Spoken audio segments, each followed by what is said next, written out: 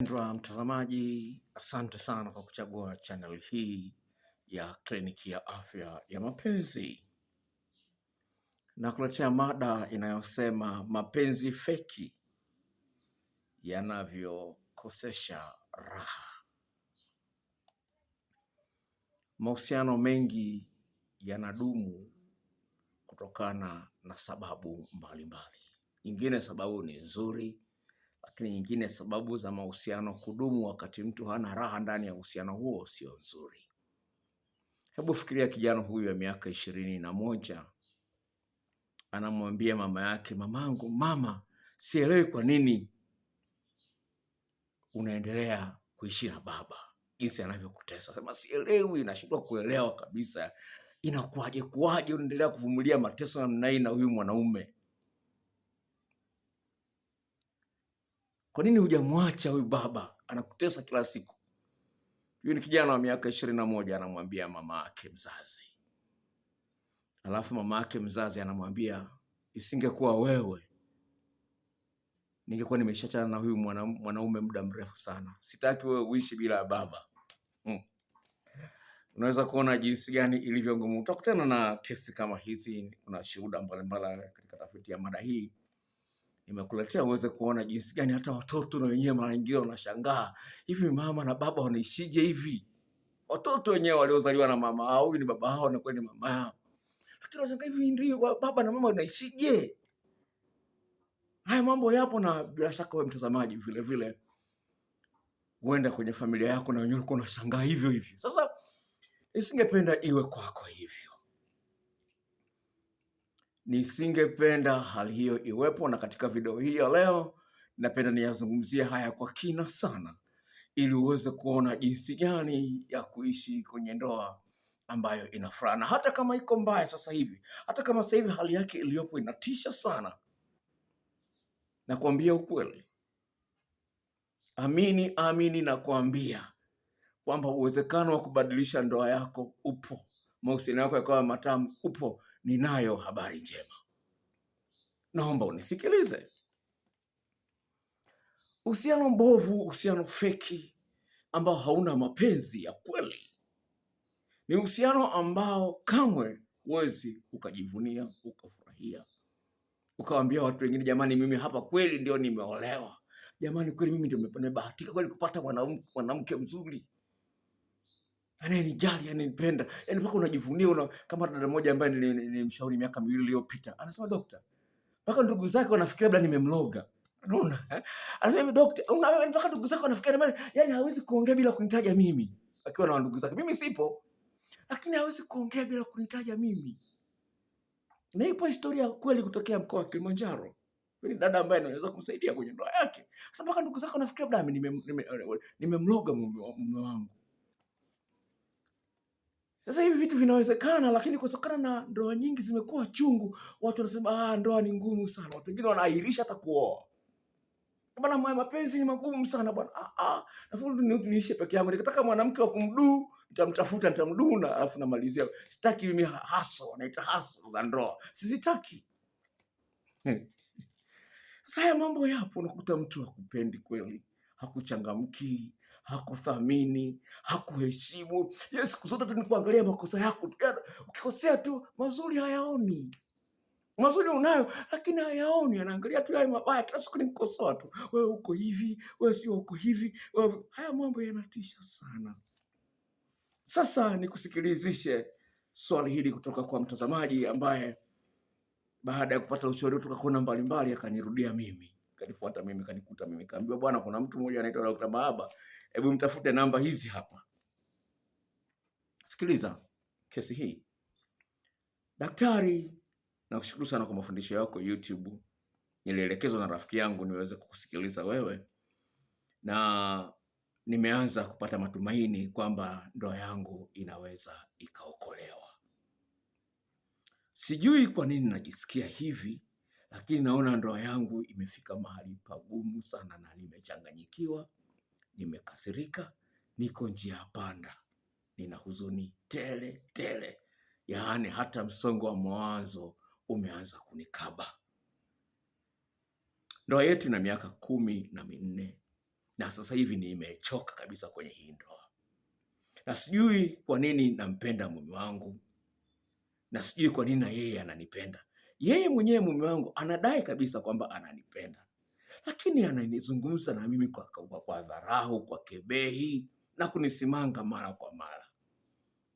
Nampenda sana mume wangu na anataka mambo yabadilike, nataka wote tuishi maisha ya furaha.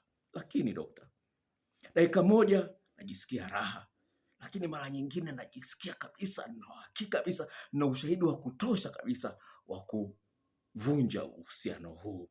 Naona uhusiano huu haunifai, lakini nikikumbuka mazuri tuliyoanza nayo napata matumaini kidogo. Nikiangalia pale mwanzoni tulipokuwa tuna furaha, tuna nini na nini, naona kabisa kwamba naweza nikaifufua ndoa hii iliyokuwa imekufa moyoni mwangu.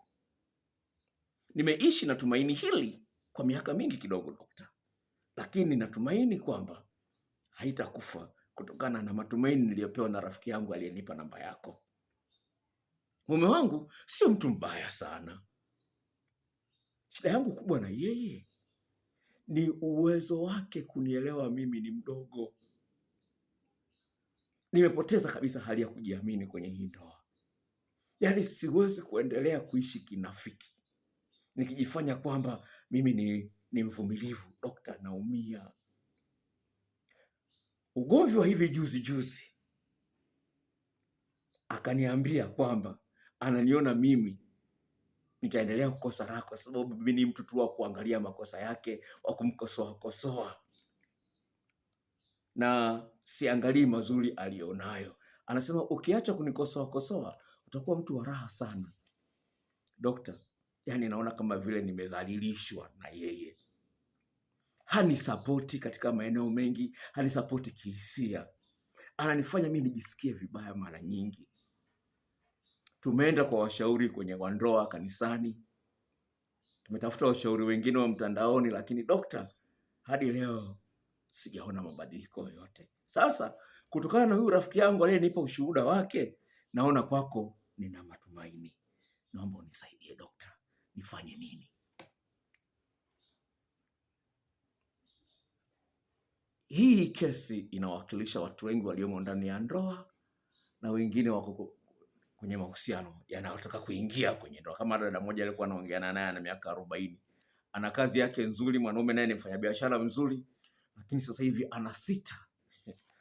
anasita kuingia kwenye hii ndoa. Na hii inakuahidi, kama unaangalia video hii, kuna video inayokuja nyingine haraka sana. Sawa? Ujisajili, subscribe, gonga na ile kengele kitokea pale, alafu bofya ile yani kila video ninayoiweka hapa upate taarifa. Subscribe, alafu bofya kale ka kengele. Kwa sababu video inayokuja sasa hivi, mambo ambayo unayajutia, ambayo uliyapotezea kabla ya kuingia kwenye ndoa. Sasa hivi unayajutia, lakini uliyaona lakini ukayapotezea ukasema na mimi ngoja nioe tu. Umri umeenda. Unapokuwa unayajutia huko nyuma, unayapotezea huko nyuma, ukaingia nayo ndani ya ndoa. Sasa hivi unafikiria ningejua nisingepotezea kule nyuma. Sasa hiyo ni mada inayokuja ya video, kwa hiyo usikose video hiyo. Sasa shida ni nini? Shida iliyopo kubwa, wapendwa watazamaji wa channel hii, ni kwamba wewe mwenyewe unajiona kwamba wewe ni mkamilifu. Na lingine ambalo lilipo ni kwamba unataka ujifanye kama wewe mwenzio naye ni mkamilifu. Kwa hiyo kuna makosa ambayo anayafanya ambayo umekuwa unayapotezea. Sasa imefikia mwenzio anaona kwamba umeyakubali. Naomba nisikilize kabla hujanipiga mawe. Sawa? Utaendelea kujisikia hupendwi. Utaendelea kujisikia kwamba kama vile mwenzio anataka kukutawala. Unasema kwamba ameukalia kichwani. Lakini ukweli ni kwamba kuna sehemu kubwa sana inayokuhusu wewe mwenyewe ili kumsaidia mwenzio abadilike. Unapojiona wewe ni mkamilifu, naomba nisikilize hapa. Unapojiona wewe ni mkamilifu, kwamba wewe hustahili kukosolewa, wewe unapojiona wewe ni mkamilifu, tayari hapo mwenyewe moja kwa moja hapo tayari unaonyesha kwamba wewe mwenyewe unajidanganya. Kwa sababu kama ni mkamilifu, umekosa wapi ujanja kumsaidia abadilike?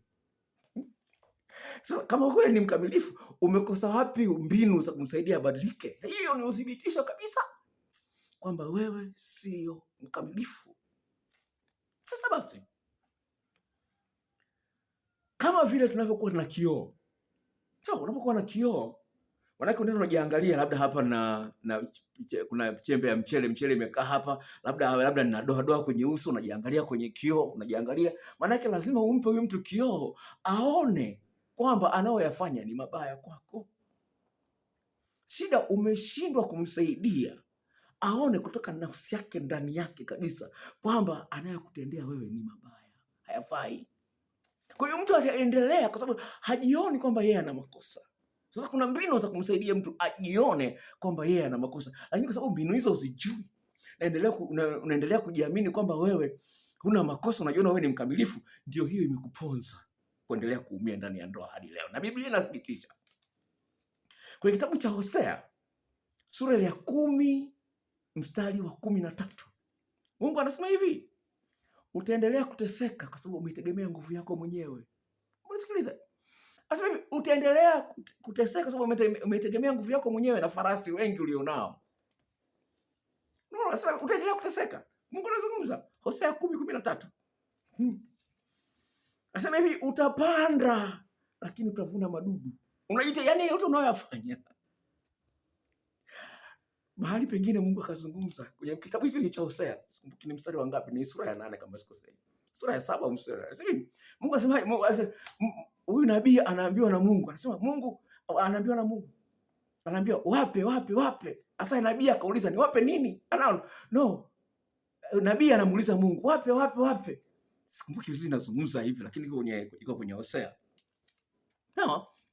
Ngoja kutafutia haraka. Alafu Mungu anasemaje? Anasema hivi. Alafu anaambia hivi jibu, anasema wape mimba zinazoharibika na matiti yaliyokauka. Anasema kwa sababu wametegemea ujanja wao wenyewe. Mungu anasema kwamba wape mimba zinazoharibika na matiti yaliyonyauka. Sasa haya mambo yanaonyesha wazi kabisa kwamba utapata mimba lakini mimba itaharibika. Utapata mume lakini ndoa itaharibika. Utapata mke lakini ndoa itaharibika.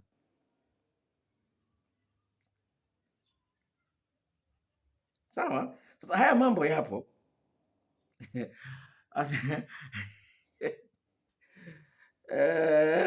I see. Ngoja nikutafutie mstari haraka uweze kuona siongee maneno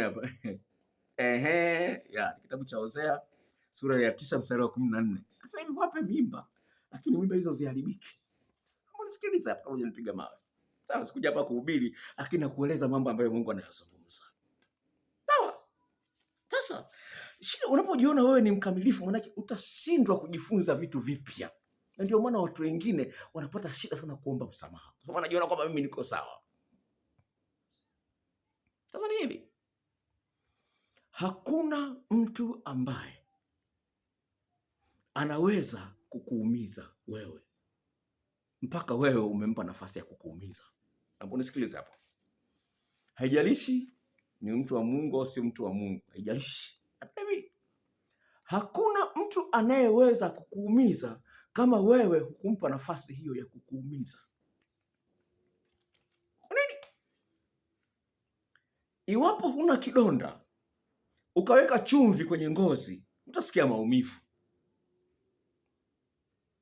Lakini ukiwa na kidonda alafu ukaweka chumvi, lazima utaumia. Sasa yale mabaya unayoyaona kwa mwenzio ni chumvi. Una vidonda vyako ndani wewe mwenyewe, ndani ya moyo.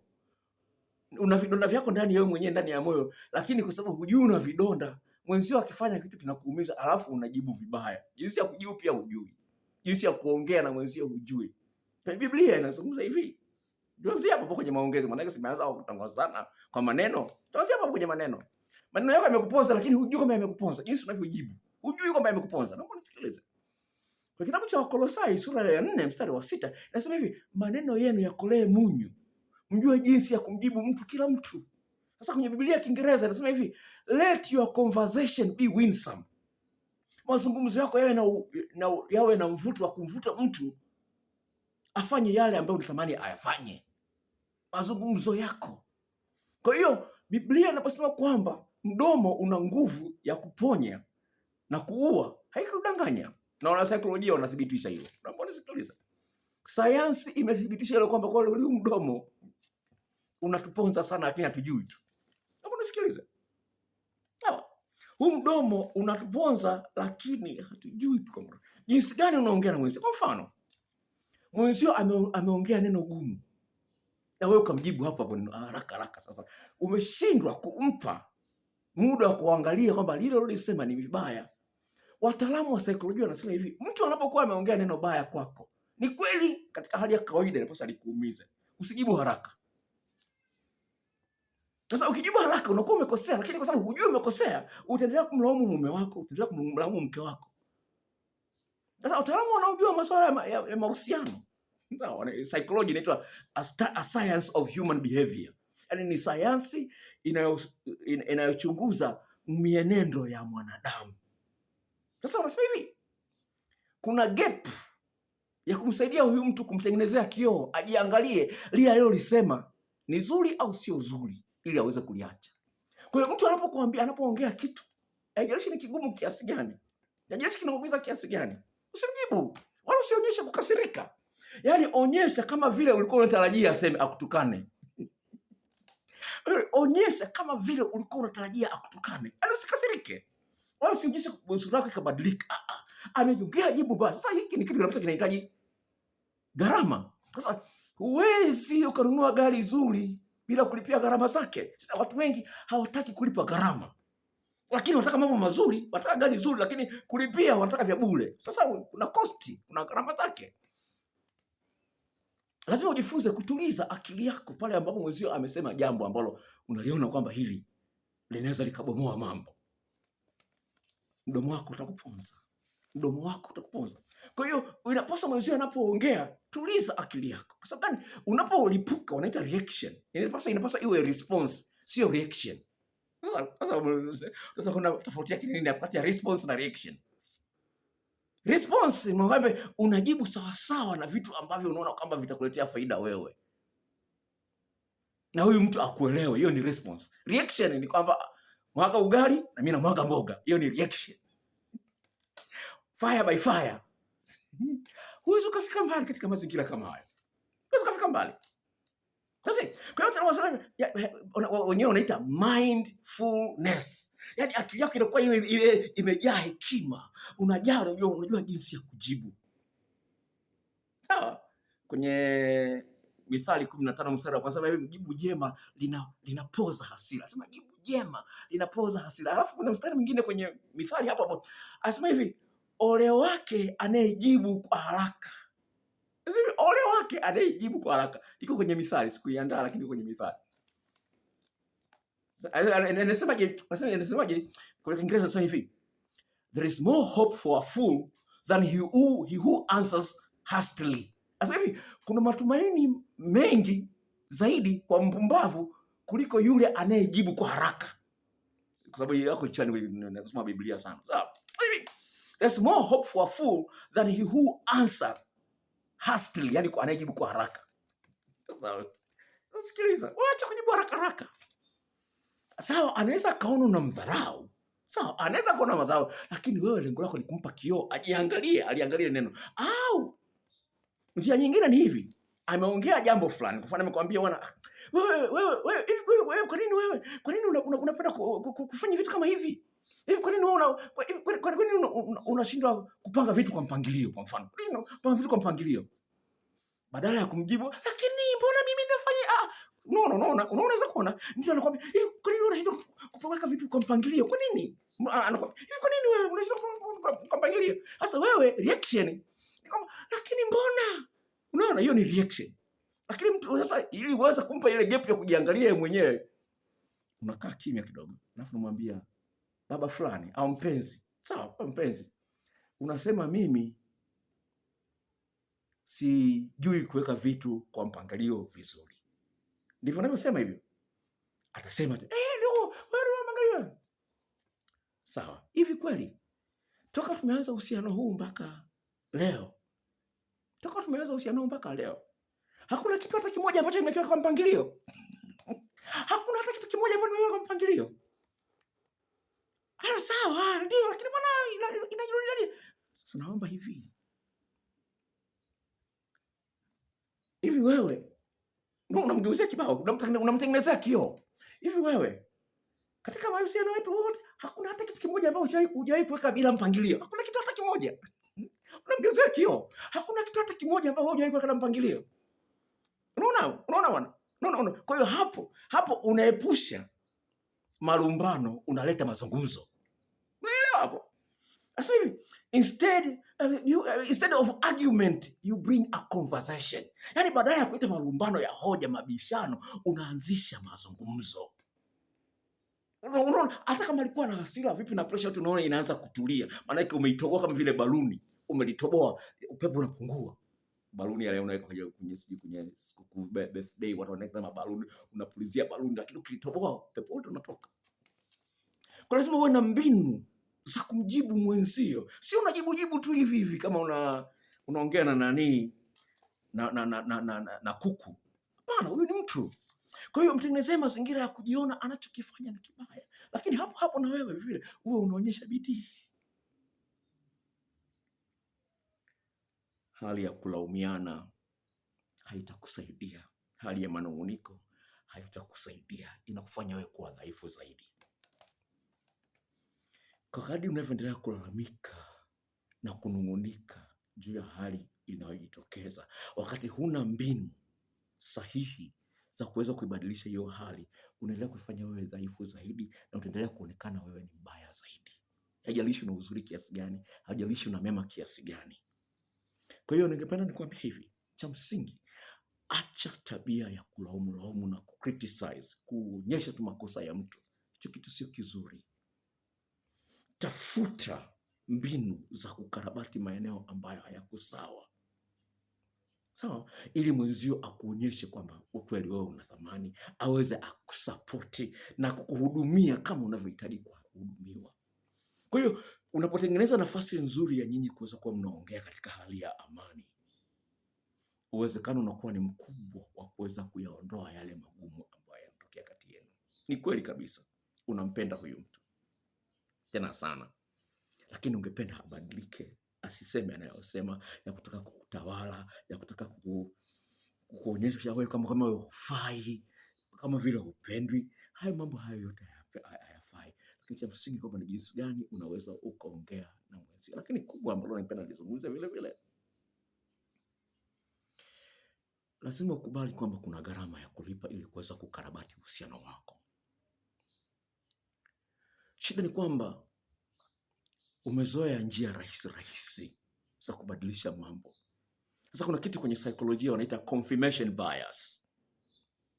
Yaani kutokana na mambo ambayo ulikuwa nayo, wewe unaangalia tu vikosa tu. Sasa ukiwa na ile hali ya kumuona huyu mtu ni mbaya, yaani ukishaanza kumuona huyu mtu kwamba ni mbaya, siku zote utakuwa unatafuta sababu ambayo itakuthibitishia kwamba kweli huyu ni mbaya, kweli huyu mtu hafai. Naomba unisikilize. Nazungumza, hii ni sayansi, sawa? Mara zote unapokuwa unaangalia mabaya ya mwenzio na kumlaumu na kumshutumu, akili ilivyoumbwa, siku zote akili itakuwa inatafuta baya kuangalia. Mazuri hutayaona kabisa. Mazuri alionayo hutayaona. Hiyo inaitwa confirmation bias. Kwa sababu akili ilivyoumbwa inapenda kuangalia mambo ambayo umeyazoea. Jambo geni linaonekana linatisha, litakuumiza. Kwa hiyo ili uweze kumsaidia mwenzio aone haja kutoka ndani yake yeye mwenyewe ya kubadilika, anza kuangalia mazuri alionayo. Kwenye saikolojia wanaita positive sentiment override. Yaani angalia yale mazuri na kuyakuza. Angalia yale mazuri. Yale mazuri yafunike yale mabaya alionayo. Sio kwamba unayapotezea. Lengo lako ni kumsaidia ayaone yale mabaya na yeye mwenyewe kwa nafsi yake mwenyewe aamue kuyaacha. Hiyo inaitwa positive sentiment override. Kama unafahamu Kiingereza, ingilia kwenye Google. Ina nguvu sana ya kumsaidia mtu abadilike. Na wengine kwenye saikolojia hiyo wameliona hili jambo kweli limesaidia watu wengi sana kubadilisha mahusiano yao. wanaita unconditional positive regards, wanaita unconditional positive regards. Sasa Biblia inaizungumzia hiyo vile vile. Kitabu cha Wafilipi sura ile ya 4 mstari ule wa 8 nasema, jambo lote lililo jema, jambo lote lililo zuri, jambo lote lenye sifa njema, tafakari sana juu ya hilo, na Mungu wa amani atakuwa pamoja nawe. Sasa ni gumu kwa sababu tayari ameshakuumiza sana. Nafahamu, sawa. Nafahamu na mimi nimeshaumizwa vile vile na mambo mengi na watu mbalimbali. Sawa? Kama sio kwamba mimi sijawahi kuumizwa, sema daktari unaongea tu, daktari unaongea. Na mimi nishawahi kuumizwa, najua hilo. Lakini nimeona makosa yangu nilikuwa nimekosea wapi. Na nakwambia kitu ambacho kitafanya kazi kwako. No. Kuna video moja niliweka hapa muda mrefu kidogo, nguvu ya kuwa na ukimya. Imepata viewer wengi sana. Jinsi gani ukimya unaweza kumsaidia mtu kubadilika. Kwa hiyo ni jambo la msingi sana uweze kuliangalia, uweze kuona kwamba huyu mtu sio kama ana mabaya siku zote. Anayo mazuri vile vile ambayo yanaweza kusaidia kwa wewe mkaendelea kudumisha uhusiano wenu. Kwa hiyo ni jambo la kwanza ambalo unapaswa kuliangalia, jinsi gani unaongea, jinsi gani unajibu huyu mtu. Sio kwamba wewe ni mkamilifu na yeye ni mdhaifu vile kama mwanadamu yote vile alivyo. Lakini Biblia inatuambia kwenye kitabu cha Wakorintho wa kwanza sura ya 15, tuchukuliane madhaifu yetu. Chukuliana na udhaifu wa mwenzio. Sio mtu wa kuhukumu sana. Chukuliana na udhaifu wa mtu mwingine. Hicho ni kitu cha msingi sana ambacho napenda kusisitiza hapa. Lakini kingine ambacho kipo baada ya kuangalia hayo yote ni kwamba jinsi gani unajiongelesha wewe mwenyewe kuhusiana na huu uhusiano. Wanaita self talk. Jinsi gani unajiongelesha juu ya uhusiano na wewe mwenzio. Sasa unapokuwa ile nafsi yako inapokuwa inamwaza huyu mtu, unawaza tu magumu, machungu au na nini, inakufumba macho wewe usiweze kuona kwamba tumaini lipo. Kwa hiyo inakufumba macho vile huwezi kupata tumaini, huwezi kupata mbinu za kuweza kumsaidia huyu mtu abadilike. Lakini sio hilo pekee yake. Unapokuwa unajiongelesha juu ya mabaya unayoyaona kwenye ndoa yako, unatengeneza uchungu ndani ya nafsi yako, na sio kitu kizuri. Kutokana na science, kama nilivyozungumza wale ambao wamekuwa wananifuatilia hapa, ni kwamba mwanadamu ana akili mbili. Kuna akili ya kwenye kichwa na akili ya kwenye moyo. Na hii akili ya kwenye moyo ina nguvu zaidi kuliko ile akili ya kwenye kichwa. Sasa basi, wataalamu hao 1999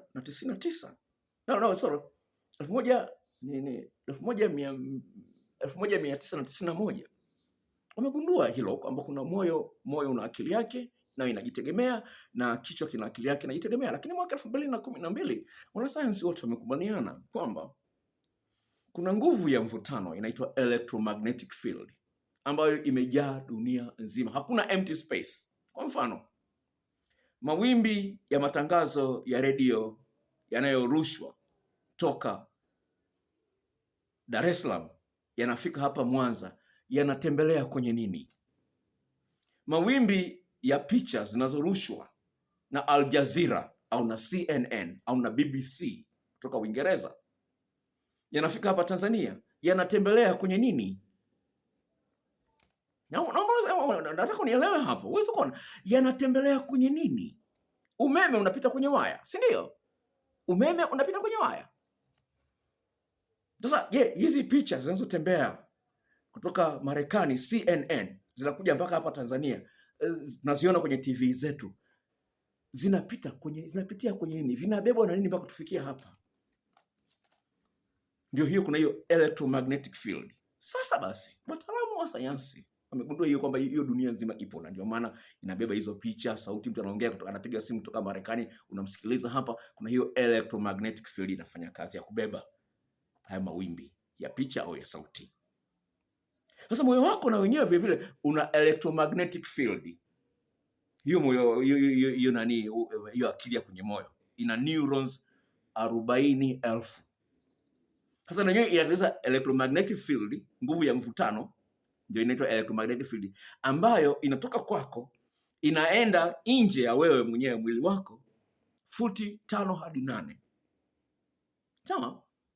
Sasa basi, unapokuwa unawaza mabaya, unafikiria mabaya, Unafikiria udhaifu wako, unafikiria jinsi watu wanavyokucheka, jinsi watu wanakudharau, wanakuona wewe sijui na makalio ya sufuria, wanakuona wewe sijui na kibamia, sijui unapofikiria yale mabaya, unatengeneza nguvu ya mvutano ya kusababisha wewe endelee kudharauliwa juu ya yale mambo. Na sio hilo peke yake, unaendelea kukosa raha. Na kwa hiyo basi unatengeneza frequency ambazo zitavuta mabaya yanayofanana na yale yaliyomo ndani ya moyo wako. Sawa? Wanasema it will bring more of the same, tena mabaya zaidi. Nazungumza, hiyo ni sayansi. Sasa wengine ndo wanaitumia, sasa wanaita law of manifestation. Naitumia kama unataka gari zuri, kuna vitu vya kufanya. Kwa hiyo unataka mwanaume ambaye ana tabia nzuri, unaita law of attraction, nguvu ya kuvuta vitu. Nasikia bwana. Kwa hiyo basi, ili uweze kumsaidia mwenzio abadilike, tumia hii mbinu inayoitwa positive sentiment override. Mazuri yafunike mabaya. Wewe mwenyewe sio mkamilifu na wewe mwenyewe una madhaifu. Kwa ni jambo la msingi uwe na vitu vya kuwaza mazuri. Kama anakutia vizuri, waza sana, bwana anitia vizuri kweli. Bwana anitia nafika kileleni mara 4. Anza kufikiria vitu vizuri. Anajitahidi, anaenda kazini, anakirudi, anarudi na mkate wa kunywa chai asubuhi. Kuna vile sawa mmoja bako na mabaya yake mengine, lakini anajitahidi asahau mkate. Anajitahidi, mke wangu anapika vizuri, watoto wanavaa vizuri, nyumba inakuwa safi, anajitahidi. Anza kufikiria mazuri alionayo mwenzio jamani. Hakuna ambaye ni mkamilifu jamani. Utaanza kumsusa. Sijui akipika chakula chake, mimi si chakula chake bwana, hajui kupika, sijui nini, si chakula chake. Sijui kwanza umenifanyia vibaya, umenisema vibaya sana kwa wazazi wangu, umeenda kunishtaki kwa wazazi wangu, hiyo chakula chako sili. Inakusaidia nini kususa? Inakusaidia nini? Hujengi kwa kususa. Unajiumiza wewe mwenyewe. Watu hawajui. Watu wanajiumiza wao wenyewe kwa kuanza kumsusia mtu. Unaanza kumwambia mimi sitamsalimia tena yule. Mimi yule atafanya nini bwana? Mimi simsikilizi. Inakusaidia nini? Hiyo unapata faida gani? Unajiumiza mwenyewe. Jamani, tupendane jamani. Mungu ni pendo. Sawa? Kwa hiyo ni jambo la msingi sana. Kwa hiyo lakini cha msingi ni kwamba ninachozungumzia hiyo positive sentiment override. Ni kwamba kwa kadri utavyoanza kujizoeza kuangalia yale mazuri, kuna nguvu ambayo inamuingia mwenzio ambaye anaanza kuona hivi, kwa nini namfanyia mume wangu hivi? Hivi kwa nini namfanyia mke wangu hivi? Kuna nguvu fulani itaanza kumsaidia kumwekea break. Usifanye hivi. Kuna nguvu itaingia na Mungu naye anaingilia kati. Sasa Mungu ni pendo. Mungu naye anaingilia kati. Sasa mkono wewe umeanza kunyenyekea. Mungu amekuona kwamba umeanza kunyenyekea sasa. Unaanza kujirudi. Toba hiyo sasa. Ni kama toba vile. Sawa, wataalamu wa sayansi wanasema hivi, kama vile maji yanaenda kwenye mteremko, hayawezi kupanda mlima maji. Unapokuwa unajinyenyekeza, kadhalika mazuri yatakuja kwako. Yatakuja kwako. Ndio maana wataalamu wa sayansi wamethibitisha hili. Sayansi sio Biblia. Wanasema watu wenye moyo wa shukrani. Watu wenye moyo wa shukrani, mahusiano yao huwa yanakuwa mazuri sana. Wanaita gratitude. Imethibitishwa hiyo. Na ni kitu ambacho kinapimika kwa vyombo vya kompyuta. Unaweza kupima tofauti ya mtu mwenye shukrani, utaona mambo yake yalivyo, na tofauti ya mtu ambaye hana shukrani. Kwa hiyo siku zote ni mtu akulalamika tu. Huna cha kushukuru. Huna. Yaani wewe huni zuri hata moja. Huyu mtu huna cha kushukuru. Utalalamika tu, jua kali, jamani jua kali. Yaani hebu fikiria watu wanalalamika jua linapokuwa kali. Jua kali, joto kali. Wewe hujui Mungu anakutengenezea mvua. Maji haya yaliyoko yawe mvuke, yaitengeneze mvuka, yaitengeneze mvua. Kila watu wanaona jua kali, jua kali. Jamani, hatuna la kushukuru Mungu, hata kumshukuru Mungu. Unaona tu jua ni kali, jua ni kali tu. Ukumbuke kama Mungu anatengeneza mvua hapo. Kila watu wanaona ni kawaida kulalamika jua linapokuwa kali. Unaona ni kawaida. Joto sana. Unaona ni kawaida. Hujui kwamba unajirani wewe mwenyewe mbele za Mungu. Tujifunze kushukuru jamani. Huyu Mungu wetu aliyotuweka hapa duniani sio mjinga. Sio mjinga. Hakuna hata mtu hata kichaa ataongea 100 mabaya, lakini 101 inaweza kuwa nzuri. Hata kichaa ana nzuri, anaweza kuwa na moja nzuri. Kwa hiyo ni jambo la msingi tuangalie hapa. Kwa sababu gani? Kwa kadri unavyoendelea kwa mtu kulalamika na kunung'unika na kuwa na mauchungu ndani yako, unamzuia yule mtu asibadilike. Unamzuia yule mtu asibadilike. Biblia inasemaje? Kile kitabu cha Warumi 12 mstari ule wa mwisho. Hivi, ushindeni uovu kwa wema. Ushindeni uovu kwa wema. Na inawezekana. Wataalamu wamelithibitisha hilo. Wanaita truism. Yaani unatenda tu mema tu bila kujali kwamba utarudishiwa mazuri au ni. Yaani unafanya mazuri bila kutegemea kwamba na mimi utanirudishia mazuri. Unafanya tu mazuri bila kujali kwamba na nyota watakumbuka unifanyia mimi mazuri. Sasa hiyo ina nguvu ya ajabu sana. Inaitwa truism. Sasa wewe unataka tu ufanyiwe tu, ni mwepesi kulalamika na kunung'unika, utajamba sana. Kunung'unika ni kujamba, utajamba sana. Mwenzio unampeleka mbali, ndio unamfukuza hivi. Unavyoendelea kunung'unika, unavyojamba, ni ushuzi mtupu anakusitia kutoka kwako. Anaendelea kwenda mbali sana. Sasa basi, lingine ambalo watu wengi wanaona kwamba ni la kawaida, lakini sio la kawaida, ni tendo la ndoa.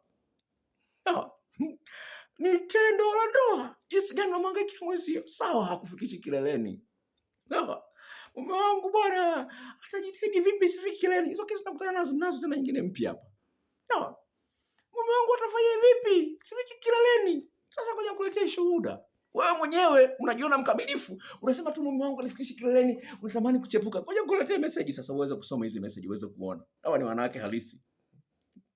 Ndio hapo nimezungumza umuhimu wa positive sentiment override.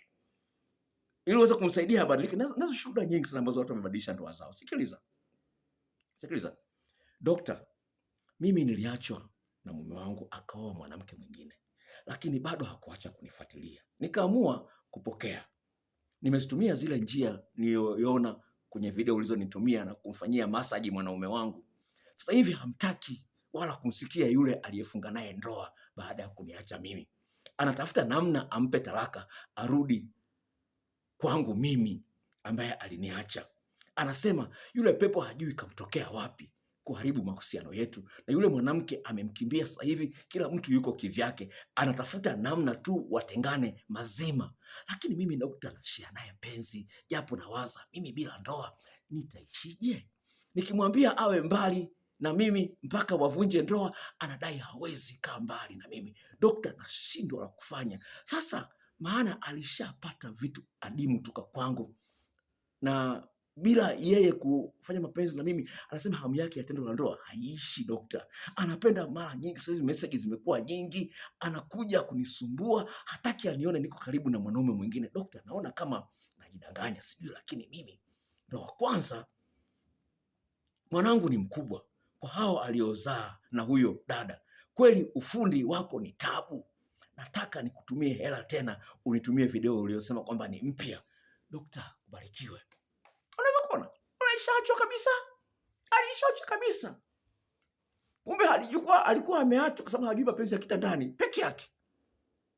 Na wanaume tunapenda tendo la ndoa, tuna kichocheo kinachosababisha tupende tendo la ndoa mara 16 zaidi kumzidi mwanamke. 16 inaitwa testosterone.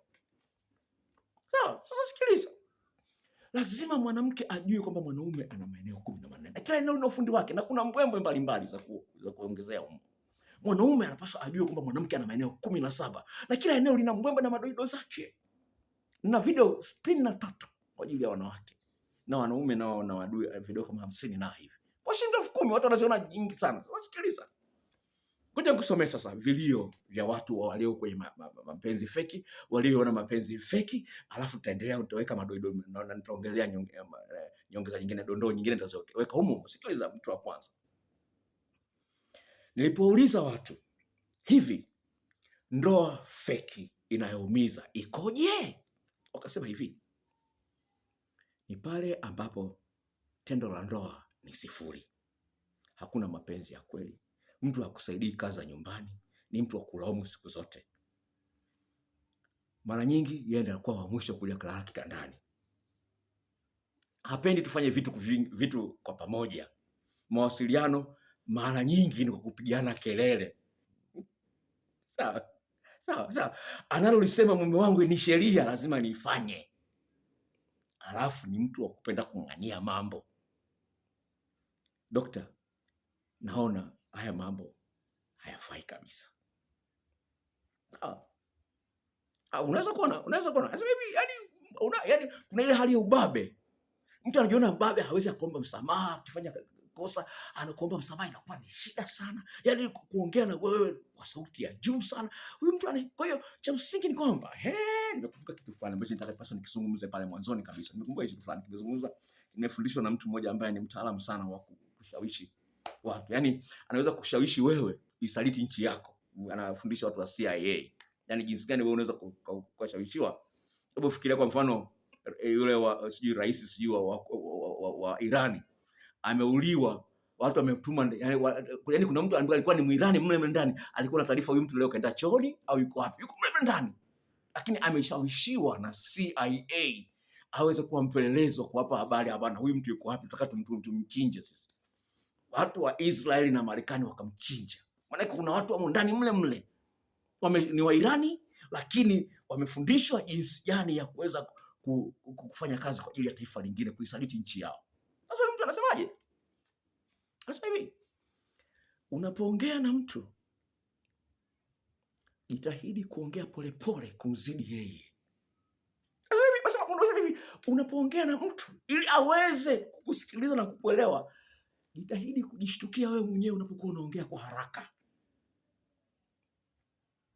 Jitahidi. Sasa hivi, yani ukitaka kujiona mshindi ni hapo. Yani jianza kujipa mazoezi. Usiwe mtu wa kuongea haraka. Uwe na mapause. Kwa hiyo hiyo ni mbinu ambayo nimejifunza, kwa hiyo kaka, ni nzuri kweli. Sio tu unajibu haraka. Ndio nimekwambia mwanzo, usijibu haraka, lakini jitahidi hata kwenye maongezi ya kawaida. Jitahidi kwenda slow. Unamsikiliza mtu mpaka anamaliza. Sasa hivi mwenzio anapoongea, subiri mpaka amalize. Usimkatishe. Sasa let them finish the sentence. Ndio point namba. Let him finish the sentence. Sio unamkalisha hajamaliza sentence, hajaimaliza umeikatisha. Asema hapo unajiloga bila kujua. Kwa hiyo ni point. Niingie kwenye mtu mwingine sasa hapa. Sasa hivi katika tafiti ya madai, sasa hivi Dr. ndoa zenye furaha ni chache sana. Mimi nataka mwanaume ambaye nikiwa na shida anaacha kila kitu ili anisaidie. Baada ya mimi kuachana na mume wangu, nilikaa mwaka mzima bila kuwa na mahusiano, ili ni mimi mwenyewe nianze kujiweka sawa. Nahitaji mtu ambaye anaonyesha bidii ya kutaka kuboresha uhusiano wetu. Nahitaji mtu ambaye anataka nyumba iwe safi na atanisaidia hata kupika na kufanya usafi. Mtu ambaye ananiweka mimi kama kipaumbele chake. Na pia ni mtu ambaye anakuwa ni mwanzilishi wa mazungumzo na mashughuli mbalimbali. Nimetafuta mtu ambaye tayari alikuwa na sifa hizo, sio yule tu aliyekuwa anaahidi kwamba atafanya hayo. Unaona hivi, asema nimetafuta mtu, sio mtu anasema ona mimi ni mpole lakini siuoni upole wake. Watu wengine anawajibu tu kunya, na mimi nataka nijibu vizuri. Sema nitafuta mtu ambaye tayari anazo hizo sifa. Sio anayesema kwamba mimi nitakupenda, mimi sitakuumiza. Nataka nithibitishie. Ndio maana nakwambia hivi, usikose video inayokuja. Mambo ambayo unajutia kuyapotezea kabla ya kuingia ndani ya ndoa. Hiyo ni video ambayo inakuja. Kwa hiyo usikose. Anasema mtu huyo nimempata. Nimpata huyo mlata, ni mtu ambaye tunapendana, alafu tunashirikishana mambo mengi, tunasapotiana mambo mengi na tunaboreshana. Anasema tunaboreshana. Yaani mtu ambaye hayuko tayari kukubali makosa, hayuko tayari kufundishika. Kwa hiyo ukiona mtu ambaye ni mgumu kupata kukubali makosa yake, udhaifu wake, maana yake hayuko tayari kubadilika. Kwa hiyo wazungu wanasema kwamba find somebody who is teachable, mtu ambaye anafundishika. Haleluya. Haya, niingie kwa mtu mwingine hapa katika tafiti ya watu ambao nimewahoji. Nikakutana na kesi hii. Anasema hivi, Dokta, wazazi wangu wana ndoa ya ajabu sana. Baba yangu ni mtu wa kulalamika na kulalamika. Ndoa hii ya babangu na mamangu ina miaka 32. lakini kuendelea kuwa mbaya kila siku. Juzi nikawatoa lunch, ni mtu mzima sasa hivi. Juzi nikawatoa lunch.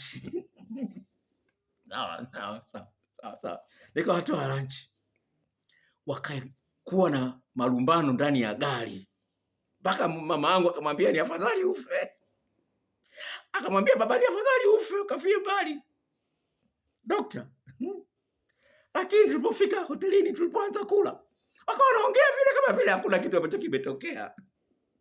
Na hakuna hata mmoja ataliomba lazima mwenzie. Hakuna. Yaani wanaongea kama vile hawajagombana ndani ya gari nusu saa iliyopita. Na hakuna hata anayeomba msamaha. Huyu ni mtoto anaripoti. Haya, mwingine anasemaje? Anasema hivi. Dokta, ndoa mbovu ni zile ambazo zina ukatili wa aina mbalimbali. Yaani kila saa mwenzio anafanya jambo ambalo linakukera. Ambalo linaweza kusababisha kabisa uachane naye. Yaani kusalitiana ni kitu ambacho ni cha kawaida. Yaani wanaona kama cha kawaida, wanaona cha kawaida. Lazima hivi ndoa za ajabu zinazotisha ni kwamba kila kitu ambacho kinafanyika au kinasemwa kinakufanya ujisikie yani wewe sio mzuri wa kutosha. You are not good enough. Yani ni mzuri lakini bado hujafikia kiwango ambacho kinatakiwa na huyu mwenzio. Yani unajisikia hali kama hiyo. Yani unajua kama bado anasababisha mtu kujisikia kwamba you're not good enough. Yani hutoshelezi kwenye ndoa hiyo. Yani siku zote unatembea kama vile unatembea juu ya mayai. Unaogopa yani ukifanya kosa tu unajua utakolomewa. Sema hii ndoa namna hizi, ndoa namna hiyo ndio zinatisha. Ndio hayo niliyozungumza kuweza kusaidia mwenzio abadilike. Tuendelee kwenye mtu mwingine hapa. Anasema, dokta, kutokana na mama ambayo nimeona ndani ya ndoa ambazo zina either zinaishia kwenye kuachana au watu wanaendelea kuishi kwenye ndoa lakini hawana raha kabisa. Kwa mawazo yangu dokta, sio lazima kuwe na mambo makubwa ya kutisha mengi. Inaweza kuwa kosa moja tu au jambo moja tu likisababisha watu waishi maisha ya kutokuwa na raha. Either kwenye tendo la ndoa sio mambo mazuri, au mtu hana muda wa kukaa na wewe na kuongea na wewe, au mtu anakuwa ni mtu tu siku zote tu wakukosoa mambo yako, au anaweza kuwa ni baba mzuri sawa wa watoto wako lakini asiwe rafiki yako. Mara nyingi mnakuwa hamna kitu cha kuongelea. Yaani hamna mada zozote za kuongelea. Lakini mada za kugombana zipo nyingi kweli. Unakuta watu wameenda outing hotelini. Kila mtu yuko busy ana scroll kwenye simu. Kila mtu yuko busy na simu yake. Hawana muda wa kuongea. Huo ni uhusiano ulioanza kuoza. Unakuta watu wako busy na simu, wametoka outing lakini kila mtu yuko busy na simu. Huo ni uhusiano ambao umeanza kuoza. Dokta, endelea kutufundisha, tunahitaji mengi kutoka kwako. Haya, nije kwa mtu wa 6. Hayo umeelewa. Mtu wa 6 anasema hivi, dokta, mimi nina bahati ya kuwa kwenye ndoa nzuri. Lakini ningependa kuambia watu kwamba hizi ndoa nzuri zenye furaha hazitokei kama vile muujiza. Lazima walipe gharama, wafanyie kazi na kutoa kipaumbele kwenye kuboresha uhusiano wao. Hilo ndio ambayo inaweza kusaidia watu wakadumu wakiwa na furaha. Mimi niko ndani ya ndoa miaka 21. Lakini kuna mambo ambayo nimeyafanya. Kuna maumivu yametokea sawa, lakini tunafanya kazi kuweza kuboresha na kukarabati mambo ambayo hayako sawa ndani ya ndoa yetu. Na ni hivyo basi ndio maana tumeweza kukaa muda mrefu na bado najivunia na sina mpango wa kutafuta mwanaume mwingine. Hata mume wangu angeambiwa kwamba nioane naye tena mara ya pili, ningemchagua yeye. Unaweza kuona ni kwamba lazima kuna gharama ya kulipa. Sasa watu hawako tayari kulipia hiyo gharama. Wamebakia tu kukalia kulaumiana tu. Lakini hawaangalii kwamba kuna vitu ambavyo vinaweza kufanyika ili kuleta mabadiliko. Mtu wa 7 anasema hivi, dokta, niko kwenye ndoa yenye majanga mengi. Hakuna bidii ya kuwa na mawasiliano mazuri au mtu kuonyesha kwamba anakujali, anakuthamini. Kwa mfano, Mtu anaona kabisa kwamba kuna uchafu mahali fulani, hawezi akainuka aweze kuondoa ule uchafu. Anaweza kuona mtoto analia, lakini kumbembeleza, mpaka mimi nikaende nikambembeleze. Dokta, hali kama hii ndio inaleta matatizo, hata watu wanachepuka. Haya, ingie kwenye shahidi wa mwisho. Sawa, shahidi wa mwisho, shahidi wa 8, alafu niongea kumalizia. Dokta, mahusiano au ndoa ambazo ni chungu ni pale ambapo mtu anapata shida kuomba msamaha na kuyaona makosa yake kama ni kitu kidogo cha kupotezewa tu, lakini sio kujirekebisha. Pale ambapo wewe unamfanyia mwenzio mambo mengi, lakini yeye hahangaiki kuinuka, anawewe kufanyia mambo fulani, mpaka inafikia hali kwamba ile tabia alionayo anaiona kama ni ya kawaida kabisa. Mwingine naye ana vitu ambavyo anataka umfanyie ambavyo havina maana. Watu wengi wanajaribisha kuvumilia mambo hayo, kama vile tendo la ndoa ambalo halina msisimko, maongezi yanapokuwa ni ya kukoromeana. Yaani mtu kama anajiona kama vile amelazimishwa kuingia ndani ya hii ndoa, badala ya kuona kwamba yeye mwenyewe amechagua. Sasa haya mambo dokta, ni mambo ambayo yamo na watu hawajui jinsi ya kuyaweka sawa. Sasa basi, baada ya kuongea hayo yote, tumetumia dakika 51. Kuna kitu cha mwisho ningependa nimalizie kukisema ambacho ni cha muhimu sana. Kuna mambo ambayo watu wanaona kwamba hayafai kuzungumziwa. Umejaribu bado umegonga mwamba. Sawa, unaona kwamba sasa niliacha kama lilivyo, liendelee kuwepo hapa. Sasa napenda nikwambie hivi. Lile ambalo unaona kwamba uliacha liendelee kuwepo na ulitafutie mbinu za kuweza kuliondoa, litazaa mambo mengine mabaya. Usipende usiposipende. Kwa sababu gani? Kama nilivyozungumza kwenye sayansi, kwenye moyo wako unaliona kabisa kwamba hili ni baya, unaona kwamba halifai. Kwenye moyo wako unaona kabisa hili ni baya, unaona kabisa halifai, lakini hujatafuta mbinu za kuweza kusaidia mwenzio alione ibadilike. Napenda nikwambie hivi, hali haitapungua ubaya, itaendelea kuwa mbaya zaidi. Kwa sababu gani? Kutokana na sayansi ni kwamba utaendelea kuvuta mabaya yale ambayo unayaona yako ndani ya moyo wako. Ile nguvu ya mvutano itaendelea kuvuta mabaya zaidi. Kwa Kiingereza wanaita more of the same. Kwa hiyo napenda kushauri kwamba endelea kuangalia channel hii, uweze kujifunza jinsi gani ya kuvuta mambo mazuri katika mahusiano yako, badala ya kuendelea kuvumilia mambo mabaya. Hicho kitu hakipendezi.